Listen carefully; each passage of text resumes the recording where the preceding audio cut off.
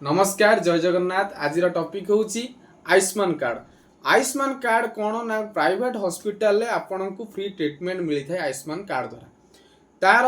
तेणुक आपड़ जो private hospital जाऊँच आपड़ कार्ड ट्रीटमेंट होगा चाहूँगी आपड़ जो कार्ड दौरान सी कहते कि समस्त क्षेत्र में नुह केते जन क्षेत्र में देखा दूसरी समस्या जहाँकि मुझे दिन है देखुची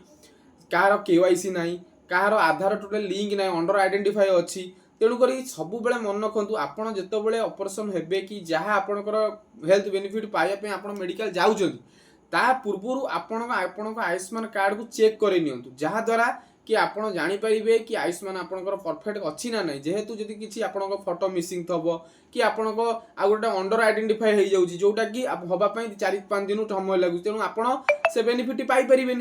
तेणु आपड़ जिते मेडिकल जाऊँच पूर्व आपण कार्ड टी जनसेवा चेक कर से जनसेवा केन्द्र ही चेक कर